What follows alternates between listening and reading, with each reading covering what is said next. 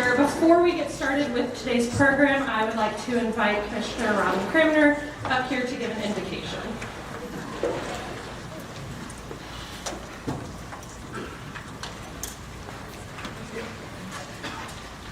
Welcome, everyone. Will you pray with me, please?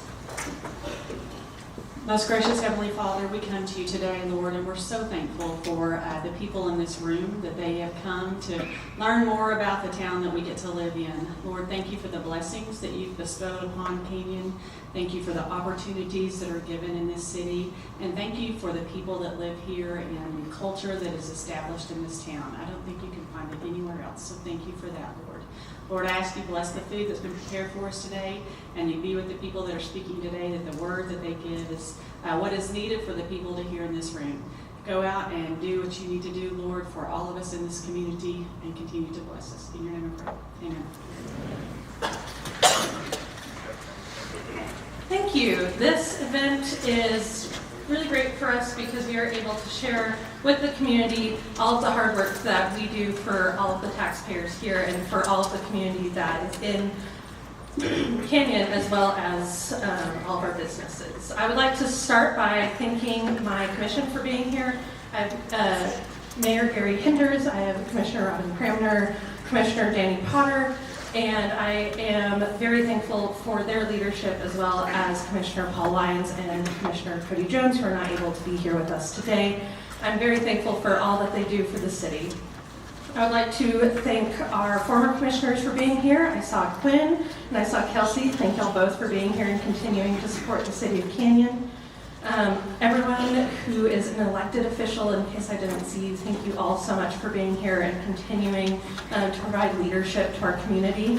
Thank you to Dr. Flushy and Dr. Windler for both being here as part of our education and how that impacts our K through 12 and our college and beyond students every day, as well as anyone in our board and commissions who are part of the decision making that we all do. Thank you. Also, I will say shout out to my staff who are all here. All of our City of Canyon staff work so hard every single day for all of the community.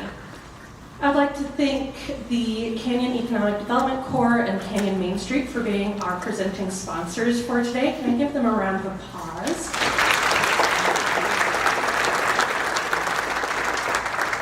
As well as Republic Services, and we have Matthew Peterson here to say a few quick words about the partnership with Republic.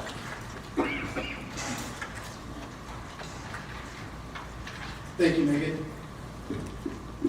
On behalf of Republic Services, I'm very pleased to be here today. My name is Matthew Peterson, Municipal Service Manager.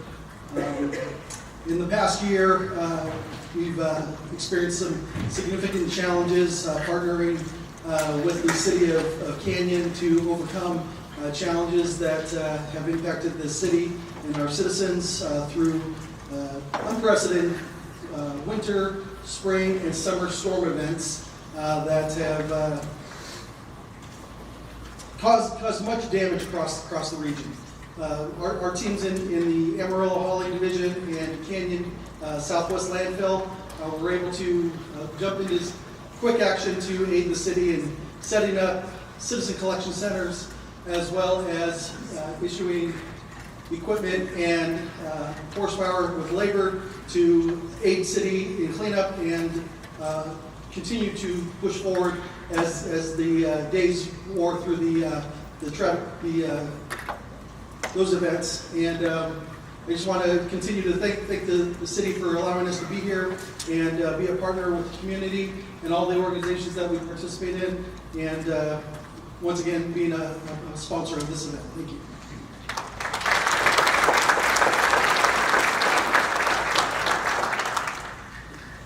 I would also like to thank our other sponsors, Hilltop Securities and Kimley Horn. Kimley Horn is doing our master drainage plan, and so they are up there, and we're looking for community input for that, so definitely be sure and see them after today. We also will have our Safe Streets for All plan looking for community input as well.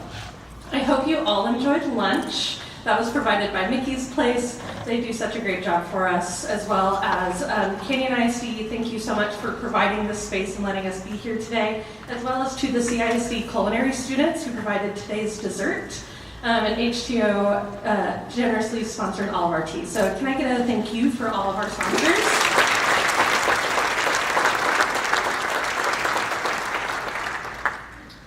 Well, we have a lot going on and we're ready to get started. I highly encourage you to scan that QR code that is on your program. That does have some links based on everything that we're talking through here today. So without further ado, let's get this party started, friends. Welcome to Downtown Canyon, where small town charm meets big town fun. Canyon Main Street is the heart of our community, a vibrant hub filled with unique shops, delicious dining, and unforgettable experiences.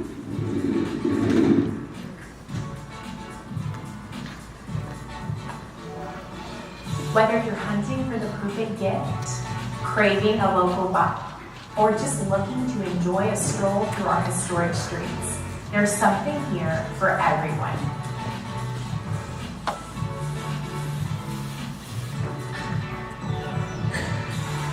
From cozy coffee spots and family-owned boutiques to live events and friendly faces, Downtown Canyon is where memories are made.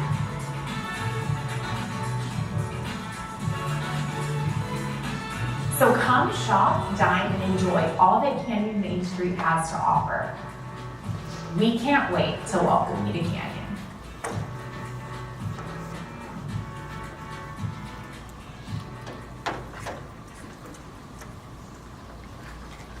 Welcome, everybody. It's good to see a full room. That was kind of loud. Try to move that. My name's Michael Kitten, and I'm lucky enough to have joined the Canyon EDC team back in June. And really excited about what's happened in the past, but even more excited about what we're looking forward to in the future. Part of that is the video that you just watched with Audrey Miller and the Main Street program. Although they have a separate funding mechanism, they do office out of the EDC office. And I think the QR code that you have at your table will get you more information if you're interested in what happens with that. I can tell you that their main goal is to revitalize and beautify downtown through historic preservation and promotion, and I know Audrey's doing a great job. So let's look at a few numbers. The Canyon EDC was formed in 2004, so over the last 21 years, you can see that over $10 million have been invested back in the community, which also helps the number on the right. You can see just under $5 million in sales tax revenue, which is a result of that business development, of course, tourism, and wanted to mention something that you may or may not know. About 4 years ago, maybe 5, there was a ruling called the Wayfair ruling that when you made an internet purchase before then, the sales tax dollars did not stay in the community where the purchase was made. Those dollars went to where either the corporate headquarters of the company you were buying from was, or where it was manufactured. So the Wayfair ruling has allowed a portion of that sales tax now to stay at point of purchase. So that has also helped that number increase, and it is almost doubled in the last 10 years. You can see population growth in the decade from 2010 to 2020. 11%, that's pretty large. But then the number next to it, with 29 active listings on homes, you would hope that number might be a little bit larger, and you're going to hear some more about that later on some homes being built over the next 10 to 20 years here in town. I want to talk about a couple of offerings that the EDC funds for our local businesses, especially those that are currently operating and may need a little help or a little direction. We have Action Coach with Rory. He does, and I think some of you in this room have attended it, a coffee and conversation that happens 6 to 8 times a year. It's a good time to network with your colleagues in town, to get some direction, some topics of the day, topics of the time. He's good with 90-day outlooks, some strategic planning. Also ties into the next item, Growth Club. That's done quarterly, and that's more like a pen to paper You'll actually walk out of there with something tangible, maybe a 90-day calendar, something that you can kind of form the next 90 days of your business and marketing with. Leading Edge is, we have a gentleman by the name of Spencer that he is here. In fact, he's here tomorrow. He's here on the third Friday of every month. His appointments now are filling up every time he's here, which is good news. And probably more, his focus is more on money and accounting. So he can help you with business models, pro formas. If you're looking at buying that piece of equipment that you've been putting off for 5 years, he might can help you make that decision on whether that's smart or not. But all of these programs are to help our current businesses, and it's all funded by the EDC, so it's at no cost to you. These are a few of our projects that weren't open last year at this time, but are now operating. Now, Big Tex Burrito on the right, they plan to open next month. And this shows the incentive dollars from the EDC for these businesses. That's always a combination of everything from equipment purchase to help them get the doors open when they get their certificate of occupancy. Some of it is tied to longevity. There may be some monies that are available after a year in business, 2 years in business. Most things go to a maximum of 3 years. But one of the bigger ties we do is job creation. So we have dollars tied to gross payroll that's produced every year. A few of the bigger projects that are also operating now that weren't last year. Now, Creek House has been in business for a few years. You can see the incentive dollars from the EDC there, and it's good to see an ROI on those investments for everybody and the community and for tourism. But these three companies are employing somewhere around 185 people and producing over $5.5 million in payroll annually. So that's a good ROI on the EDC dollars invested. Finally, I want to talk about another program that we have, a small business assistance program. So the commission allows an allotted amount of money annually to our board, to the EDC board, to help businesses. You can see some of them that have been helped in the past there. And it's a last money in type of grant, so it's 50-50 match up to $10,000. And those monies have to be expended before the match is made. But I'll tell you some of the things that qualify for that. It's real property improvements, building materials, facade, signage, safety and compliance, landscaping, parking, some direct financial assistance, and then something that a lot of people don't think about, but especially if you're going to borrow money and you're dealing with the lender, is you may have to do an asbestos survey. And that carries kind of a big price tag. So that's also one of the qualifying events for this program.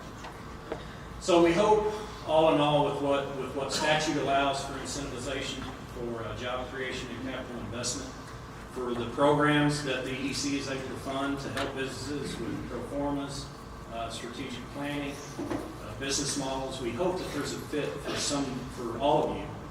And anybody that's maybe on the fence on making decisions in their business, on moving forward, expanding, buying equipment, we may be able to help you. So please call our office. We can get you set up with appointments with Spencer. We can get you hooked up with Rory. And we can just also talk about your business in general. We're there every day, so please contact us. I'm excited to be here. Thank you all for being here. And it is my great pleasure now to introduce Canyon's Mayor of 8 years, Gary Henderson.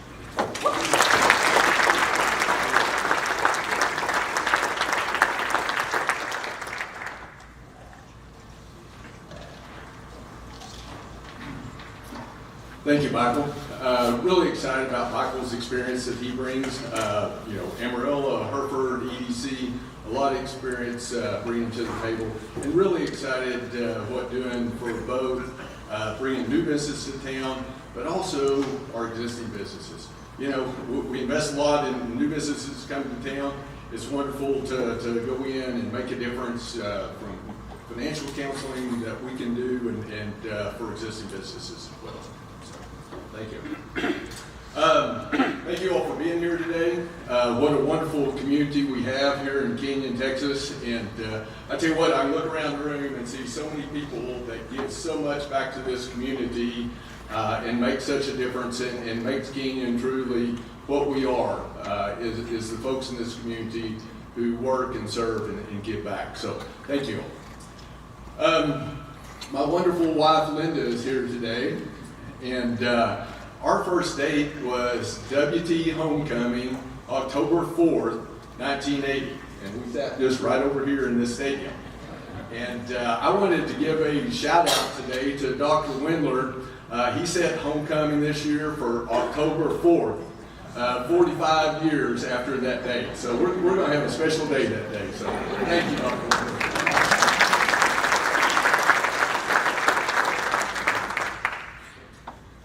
And again, I want to thank those the sponsors and then also city staff that work so hard to do this, as well as CISD providing this. So thank you all much. So, all right, the big thing happening in Canyon, Texas these days, our public safety bond. This time last year, this was an idea, a vision, planning, and then planning for an election.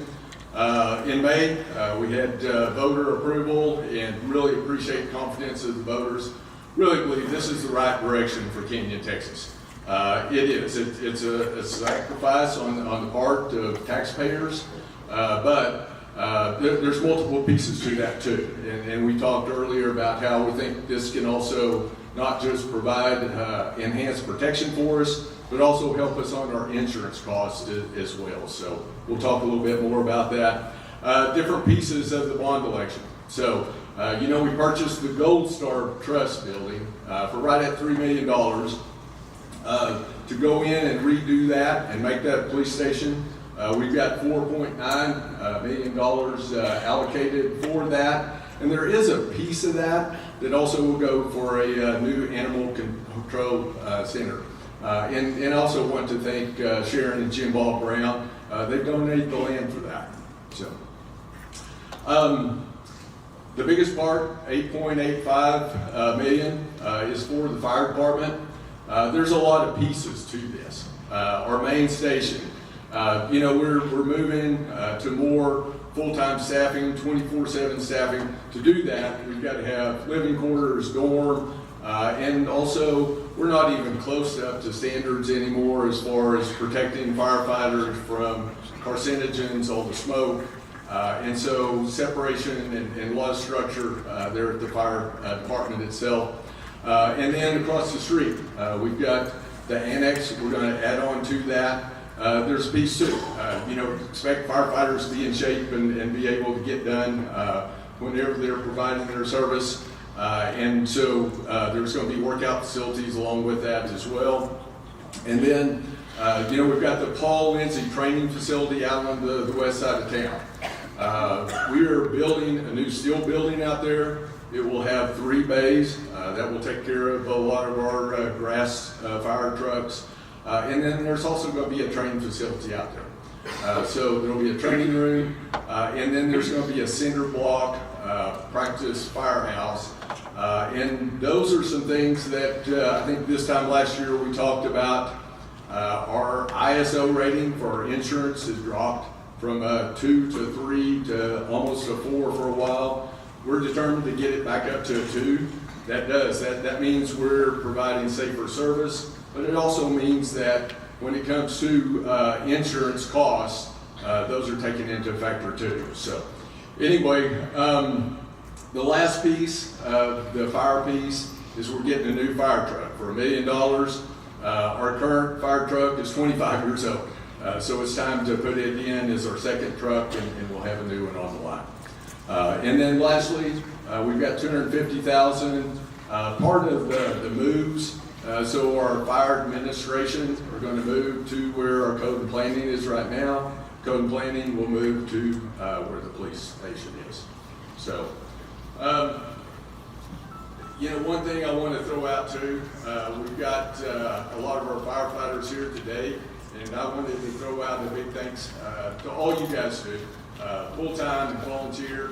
They do so much for the city of Canyon, and they're here serving us today too. So thank you guys.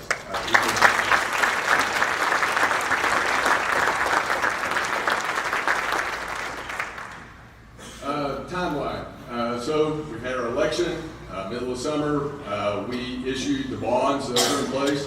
So at this point, we're working to hire a construction manager at risk, and really feel good about the team that's going to go in and take care of this project.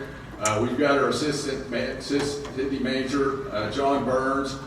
John has experience building buildings at WT, some dorm buildings, so he's already got that under his belt.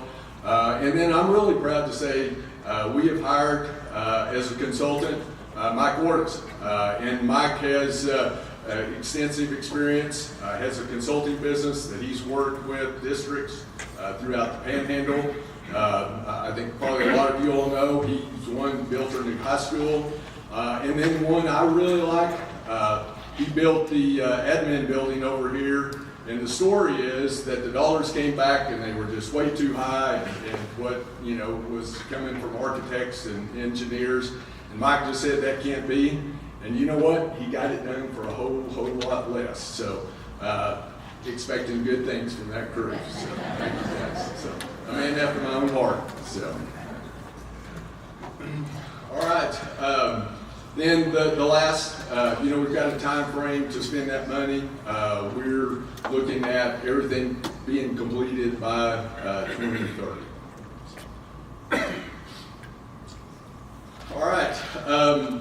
Along with facilities, it's really the people that matter. And so we have really priorities of our city commission right now for public safety. And so we're looking to increase our fire staff full-time from 12 to 18. This is an overtime deal, but as Canyon's grown and as we're working to provide 24/7 staffing, that's a key part. We are also working in our police department, and we started that in this year's budget, that our goal is to work towards the step pay program. We'll be at 80% of the pay for Amarillo. We think we really need to get there. That's a big priority for us within the city. So, the next one I'm really excited about, and Dr. Felucci, it's a partnership with CISD, but the city of Canyon pays a part of the police officer salary. We have 2 new police officers that in schools this year. That puts a Canyon police officer on campus in every single school in Canyon, Texas. So really feel good about that.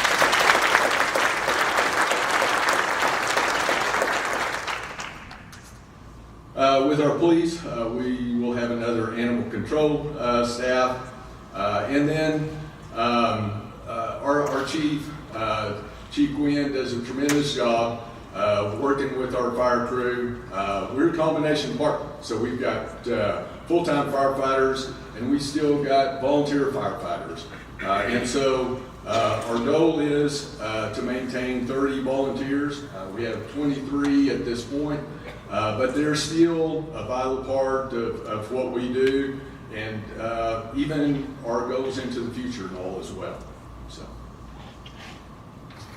Okay, this slide I think is really an interesting one. If you look at tax rates, really cities our size, Panhandle of Texas, there's more factors go in with that, but really a key, and I've been on the city commission for 22 years now, and I've recognized for a long time just the value of the volunteer firemen from a dollars and cents standpoint too, not just what they provide from a safety standpoint, but they are key there. And if you look at where we sit in the middle of these other cities, so Plainview, Pampa, Border, all have 100% paid full-time firefighting forces.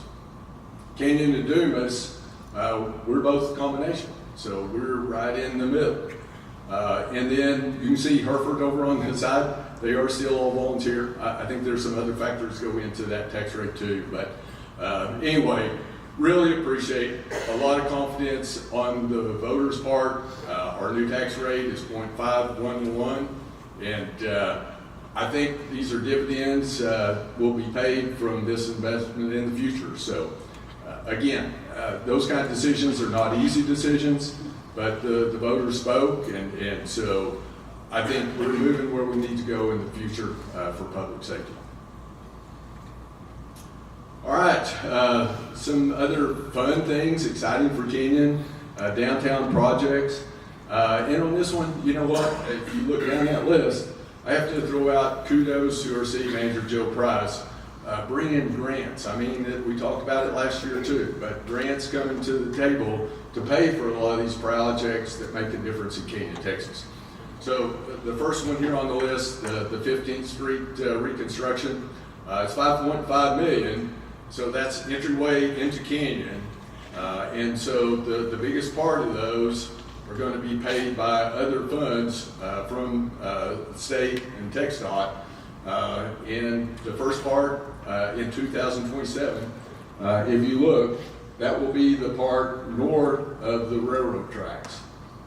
And so the total project, by the time it finishes up, will also be on the south side. There will even be some concrete, some sap bricks to look like bricks.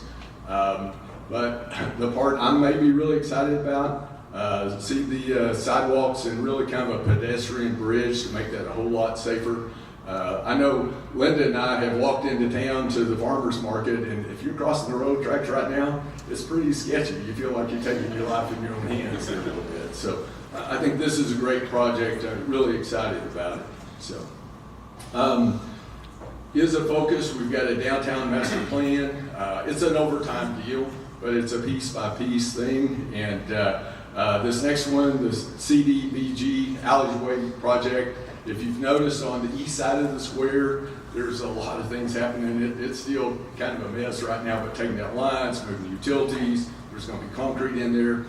If you know how good the south side of the square looks, we're working to move towards that on the other side soon, but the east side is fixing to get there. So, one last thing I want to say, and I think maybe Megan said something about it, but our Safe Streets for All, we're really taking input right now too, back against sidewalks, what we need to do to make Kenyon a safer place. So look for that, and if you can, reach out if you think there's a place, and we see several that need to try to make a difference. So, all right, some of our celebrations. We received a statewide TML award for the Kylie Heiner Memorial Playground. And I know I saw Brian Knoll here somewhere earlier. Kudos to Brian. I mean, this was really his project, his vision. He even worked with AMBUCS to really try to drive it and get it done. But AMBUCS, Lions Club, community donations, this was a community deal. So really proud that we're recognized for that. So the next one is a planning award. And with all that's going on in Kenyon, Texas, we've got a comprehensive plan, we've got a strategic plan, but really we've had a planner, and really Lucas Raley was the one that brought a lot of things to the table. So we're proud of this, that we're really, I think Joe said, about the only community other than Amarillo that has that and able to plan for the future that way. So, the next one is another one that really grateful to Representative Smithy and Senator Sparks. One you wouldn't think about in a way, you'd think is just natural, but as Kenyon's grown and we move the city limits out, well, our alcohol laws don't go with that. So like when the lumberyard came in, well, they don't get to serve alcohol unless they have a private club and this and that. So bottom line, really made it hard to try to recruit restaurants to our new areas and say, we'd love to have you come down. But, John Smith, he really went to bat, and Senator Sparks as well, but I think Representative Smithy led the force on this. And now we're able to go to restaurants and say, you're like the rest of the city. So to me, it made sense. The whole state ought to be that way, but it's not. They've done it to where it's really for Kingman, Texas. So, lastly, we are now designated a film-friendly city, and kudos to Megan Nelson, really working to make that happen. So, with that, I'm going to turn it over to our dynamic city manager, Joe Price.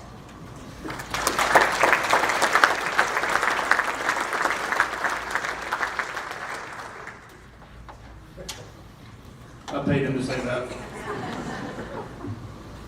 Welcome, everybody. Thanks for being here. I do want to give a big shout out to Republic. We've gone through a lot of disasters this last 24 months. Chief Glenn will be our last speaker to talk about that, talk about what we went through. But I know Chris Enriquez and that's his staff and us. I know we've called Republic in the middle of the night to get dumpsters out, especially when we had the tornado that hit Madison Park. Without that partnership and the communication, it wouldn't have been as seamless, as well as our community effort. Those guys have gone to bat at all hours of the night to help us, especially in our greatest time with me. So thank you guys at Republic. Thank you.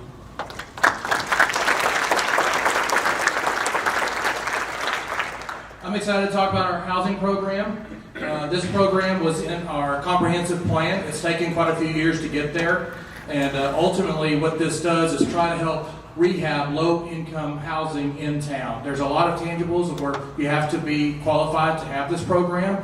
The max is about $25,000. We are going to work with several of our private partnerships with our businesses here in town. It's taken a little bit longer than I was hoping to get our 501c3 status. And so part of that, we had to get that tax status in order for these businesses that were being so generous. And I've got several people that have already pledged to receive that tax deduction. And so that was important. And so we're working towards that. We've got 2 potential projects right now. We expect a lot of these to be seniors that are on fixed incomes. Super excited. These projects are as bottom out as we can. We're going to work with several contractors that are registered with our community. And we're working with our building team. So Craig and his team over at Planning and Development. Permits will be zeroed out. And this is a real true community effort to try to rehab some of these homes in town. I'm excited to say I want to give a strong welcome to our development community that's doing a lot of work. Jeff and Davey Hamilton back there, Robbie, Christie, and Tommy Stafford. You guys in Colby building Big Techs, it better be open in October, just saying. These guys have spent a lot of hours with us to make what you see on the screen a reality. It really is a partnership. We meet regularly. We talk every week about development and trying to progress forward. As it was mentioned by Michael, we 29 housing on the current MLS. That's almost insane to me that we have that few of houses. But thanks to these guys to try to make more housing available. We're still in a historic growth phase. I still continue to hear, the number one reason when I talk to people, I may not figure out where they're coming, but I know why they're coming. They're coming because we have an amazing school district. We have some of the best teachers in the state of Texas, and that's because we have such great leaders like Robin Cramner, Darryl Vlucci, Cameron, and all the principals out there. I know several of you are in this room. Our teachers are best to none in the state of Texas. Best to none.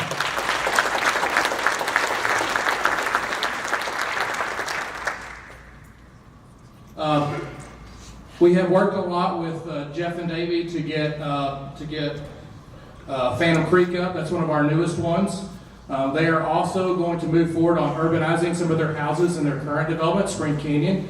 We were able to work with both of those developments to make this a true reality. It has been a really, really good effort. There's been really good relationships with those guys. The most comprehensive development agreement that I think I've done today, I think that agreement had 15 different agreements in there. And so it was very complicated with working with our attorney, their attorney, to get it done, but it went really well. Those guys are really thinking on what type of housing, what to bring to town, and what will be great. Kudos to them and all that. We're super excited. Part of that I will talk about in the CIP. We have to build a lift station to make that available. Also have Robbie Christie and Tommy at NMB Homes, a big partner here in town. Houses are on their way up, Tommy. We're excited to see some houses going up. Robbie and Tommy have been great partners to work with. Those guys worked with the city to make some of the things a reality in Spring Canyon and Phantom Creek in order to make it all work together. They have gone above and beyond to do that. Thank you guys for all that you've done and what you continue to do in our community and your generosity. These are just some of our new businesses in town, and so I just wanted to throw some of them up if you haven't seen. If you haven't been around town much lately, there's just some that we have going on. We're almost done with the golf course, so we're almost there. We're super excited. We have probably the most played public golf course in the region, probably even in the Lubbock region. Casey and his team do a lot of rounds. Golf pros tell me that they're not lazy. I know Casey's working out Saturdays, Sundays, it doesn't matter what day. Those guys get it done. We went to the commission and said, hey, we're at a breaking point. We really need to do this irrigation system. And so this commission said, okay, we want to do it. We'll just do it through our fees of the golf course. We were able to make that happen. One of the challenges we had was trying to get enough water on the grass. Our system could not pull enough water from our water supply to get enough on the ground. So we had to build some tanks on the course to be able to pour more water around in an 8-hour window. And so that's what was so vital about building some of these tanks here, is that we were able to put more water down in an 8-hour, as John Hahn would say, water window, to make that course look even better. So we're super excited about that. I haven't been at the golf course in a while. I hope you guys are getting out there a lot more than I am, but none of this is tax-based, so there's no taxes on that. I challenged Brian Knoll and Craig and Colin to take on some new restrooms. Those guys will be working general contractor to build our front 9 restrooms at the golf course finally, and we will also rebuild the restrooms at Hunsley. Hunsley took some severe damage to the windstorm and all these events. It's pretty much totaled. It was actually a service project way back when. We're hoping to model the same bathrooms that we have at Kylie Heiner. So we're going to take those schematics and just go build it in Hunsley. So if you live in the Hunsley neighborhood, I hope you're excited for that. We'll get that going as soon as possible. That is already underway and blessed. And we're happy, Gary, we can move the porta potties that you see on the way into town, on the golf course. They can go away eventually when we get this up. I've heard that comment probably 20 times. I mentioned some of the development, and I'll talk about those on some of this list, but one of the biggest things on the streets, it's in Safe Routes for All, we really talked about accessibility and sidewalks. And so, as Gary mentioned, some of the federal funding that we have been able to get lucky with, I'm just going to say we've been very lucky and fortunate. We sat down probably over a year ago with our CISD administration, and the city staff's like, okay, we're going to look at sidewalks. We need to look at our schools first. We need walkability to our schools for our school children. And so we showed those projects of what we were thinking to CISD administration. And so we said, okay, the biggest low-hanging fruit is going to be intermediate to junior high. That project will be built this next summer. We're optimistic that that'll get done with another sidewalk project. We've been hearing that TxDOT's going to try to build a sidewalk from the lumber yard to the Justice Center right there on Russell Lawn. And so it's going to be a challenging project, just to say the least. We're hoping those projects will go hand in hand together. Our project's $1 million. That project's like $2.5 million. We have to cut into that, but we're super excited to be able to have that functionality and for people to be able to walk. And so we will look at the school zones. The school zone will be extended from one school to the other during this process. And so we're super excited on that project. We mentioned earlier, Master Drainage Plan. That's a grant we received from FEMA. It's a 90% grant, 10% match from us. Can't ask for anything better than that. We're trying to look at our problem areas on drainage. So if you get a chance, please let us know. We're trying to look all over town. We're learning stuff as we go. There's some areas that we didn't even recognize that were an issue. We will continue to move forward on that, but we're really moving straight, and we're thankful for Kimley Horn and their effort on that. Super excited. Force main replacement. This is our last mile out to the wastewater farm down Hicks Road in that area. Monty is building that right there. We're getting close to that. That is the last of our ARPA funds that we got from the feds, our COVID money. Super excited that affects and benefits the whole city. The lift station. This is what I mentioned earlier. We're working with Jeff and Davey Hamilton and those guys to build a lift station right by Spring Draw. And so this will be in the almost smack dab middle of Spring Canyon development. This will help serve Spring Canyon development so that we're no longer on septics in certain areas. And then also to be able to bring Phantom Creek, their new development, online and have that wastewater sent over to that lift station. Opens up a lot of capabilities. A great partnership with us and Jeff and Davey on that. So super excited. That project's been awarded to Scott Wampler. Haven't quite started yet. but things are getting to mobilize. Super excited about it. If you've seen, there's a little bit of road construction between Keene and Amarillo. I'm not sure if y'all saw that, those that came from Amarillo or those that just driven around. Part of that, we were forced to move our main water line. So you see our water towers are right there at the junction. We have a big line that goes under there, and so it is in conflict with the drainage structure that's going in. If you've seen them putting the drainage in, we're getting close on that. Scott Wampler is also doing that project for us. That is reimbursed. We're also going to go ahead and do a redundant line. That's where we get the water from Amarillo, and so it's a significant line. Unfortunately, it had to be a part of that. 4th Street Pump Station, literally, we just left a pre-bid meeting to come to this on that. If you've been on the west side of town, we have an actual in-ground storage tank over there. It probably needed to be replaced long ago. We're finally getting to replace it. We're going to build another ground storage tank, a million gallons over there. So that's part of our recent COs. Dennis did his grass truck 2.5 years ago. One day we'll see it, Dennis. Also another grant, Forest Service, correct? Forest Service grant. And so $120,000, the rest of us is on us.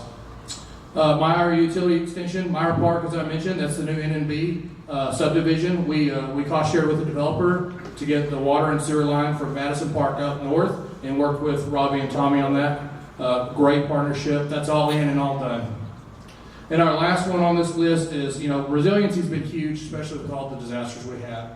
One story that you may not know, we had at least a week's notice from Excel. So Excel, thank you for giving the notice. Dylan, I saw you somewhere earlier.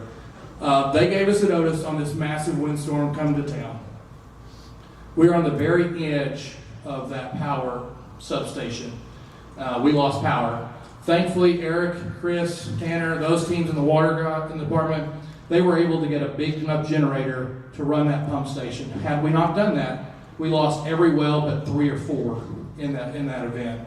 So we've got around 35 wells. We lost everything by 3 or 4. Had we not had enough foresight, working with our partner Excel, we would have lost water in town because of the power lines down. Y'all remember, they shut off everybody in the rural county. A lot of people got shut off. During that time, we weren't going to be shut off, but it wasn't sustainable because poles kept going down. Thank you, trampolines. But thanks to Excel and that partnership, we're trying to get this grant up and running. It's a big critical infrastructure for us. FEMA has a lot of overhaul right now, if you've not seen, so it's very slow going. Speaking of disasters, here's Fire Chief Dennis Gwynn.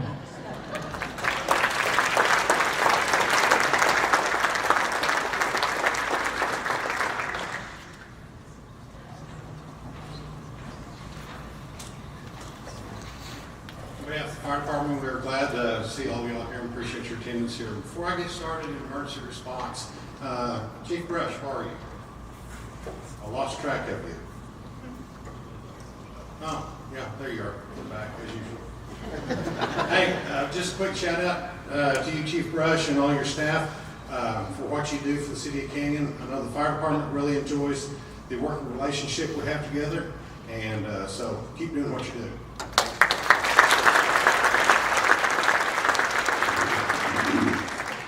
So in nearly 40 years of emergency response on my part, and that's all within Reynolds County and City of Canyon, I've never seen a major weather events happen like they have here in 2025. Starting off with the dust storm back in March, which created a very large pileup out on I-27.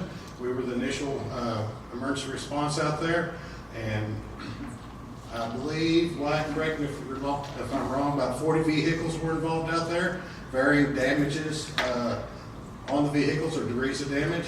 We had minor dents up to several entrapments in one vehicle with major damage on it. That crew was out there for nearly 4 hours performing car-to-car searches, performing extrications in near zero conditions, and choking down the dust. So shout out to them along with Randall County Fire who came down to help us, and Amarillo Fire as well. I think we had patients from very minor injuries to very critical patients that were brought out there. So BSA EMS is our transport agency here, and they did a phenomenal job on that day as well. Along with that dust storm, we did have several volunteers come in to assist with staffing that day, so our staffing levels were boosted. We called back in all of our off-duty career staff to come into work. While that extrication and everything was going on at that wreck, we actually had a commercial structure fire here in town on that windy day. And due to the staffing, crews got in there, had a quick knockdown on it, and very successful there. So shout out to the career staff and the volunteers for what they do.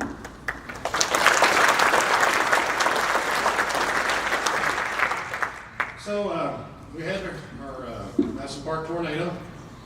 That was back in April, and I'll touch on that just a little bit more. And then just back in June, our major hailstorm. Did not know it was coming in personally. I woke up to bedroom windows being shattered, and my wife, of course, we're in bed, it wakes up. She said, "What do we do?" I said, "Cover up, stay in bed." So, was not any emergency response along with that hailstorm, but it was another critical major weather event here, and all three of these events here resulted in Mayor Henders issuing disaster declarations for the city of Kansas. I do not remember 3 major weather events in all those years I've been doing this. So back to Madison Park, April 25th, 11:35, actually 11:32, I'm sorry, tornado touchdown. We were in the process of getting out to monitor a storm coming in from Hereford that had been tornado warned. That was our concentration. Madison Park wasn't even, no pun intended, on the radar about having anything happening up there. So Captain Root, he was headed out towards Umbar, watched that come in. I was in my pickup at my house trying to get my iPad fired up, and both of my phones just started blowing up. I had Joe Price call me, I had our emergency management director calling me, and I found out tornado warning issued. And about that time, all the alerts started going out, and so we made a response. Actually, Lieutenant Garton, he lives in the neighborhood just right near ground zero. He couldn't get a hold of me. He called Assistant Chief Whitfield and said, "Hey, I think a tornado just came through the neighborhood." But sure enough, the next day, Weather Service came out and did, in fact, determine it was a tornado, EF1, maximum winds of 110 miles an hour, debris or destruction path of 100 yards. So we actually had a response going on early due to Lieutenant Garton calling Chief Whitfield, and finally, I believe Chief Whitfield got through to me on my phone, and he was already headed that way, so we had a fire department response early on that deal. I arrived on scene. Of course, I had to go pick up City Manager Joe Price. When the City Manager calls you and says, "Hey, pick me up," what do? You go pick him up. Lupe, over here, he was the first one to get to the station as I pulled up. He became my driver and aide. He was so disappointed. He didn't get in on all the action, but he greatly assisted at the incident command post.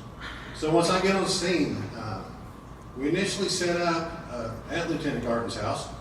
And, you know, we're firefighters, we're first responders. We get an address, we go to the address. Well, the amount of traffic congestion, automobiles, and foot traffic, I knew this wasn't going to work out real good. Somehow I met up with Chief Brush pretty quick on arriving, and said, "Hey, Steve, we got to do something. We've got to move out of this neighborhood."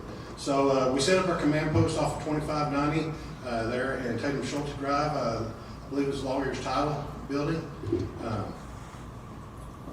That big parking lot. That's where we can get everybody together up and start getting some assignments and start coordinating this. So we got all that done. Chief Brush did a phenomenal job. Him along with Captain Coggins and all the other law enforcement agencies that were there.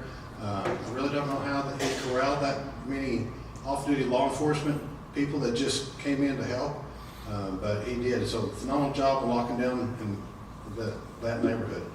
Fire came in, staged up, and assignments were made by streets.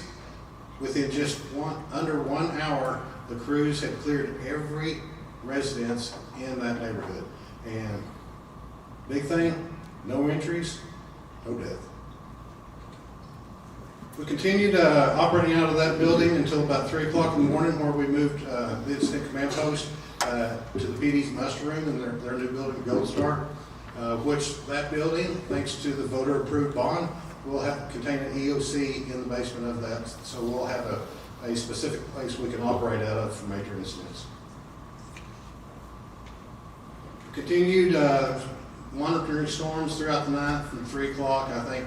Well, I was there until 8 o'clock the next morning. Had incoming storms from Nazareth coming in, tornado warning as well. Luckily, those started dissipating down around just west of Happy. Next morning, all gathered up at 8 o'clock, made assignments for all the other people starting that recovery effort, and went from there.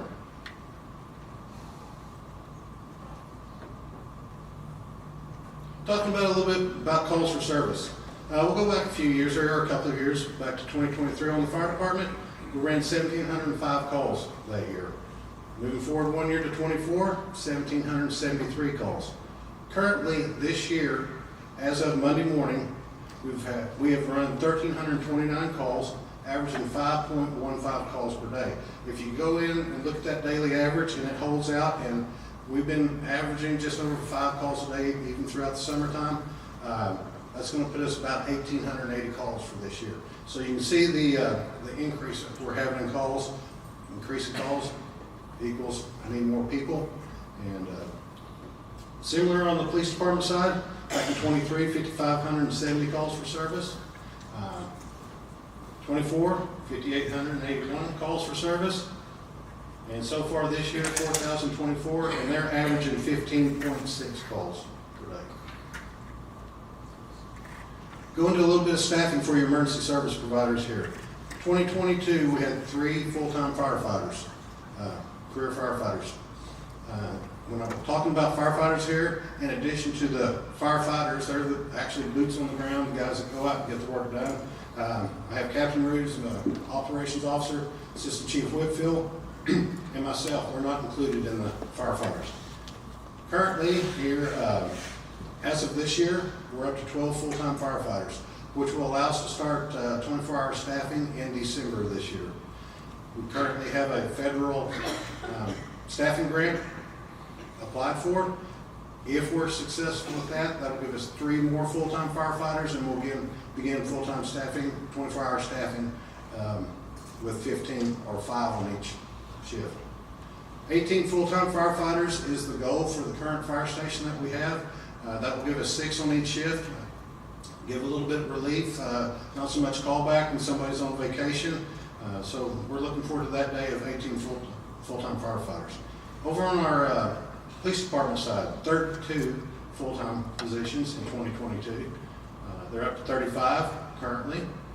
They have 7 full-time school resource officers, and they will have 2 full-time animal control staff in 2025. With that, I'm going to turn it back over to Megan so she can wrap this up for us.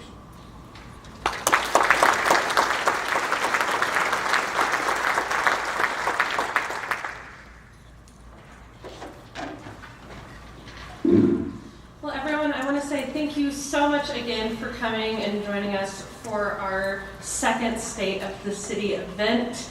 It is so important to have everyone in the community here because what we do at the city is really for all of you. It is for our community, it is for our residents, our businesses, and all of our local partners.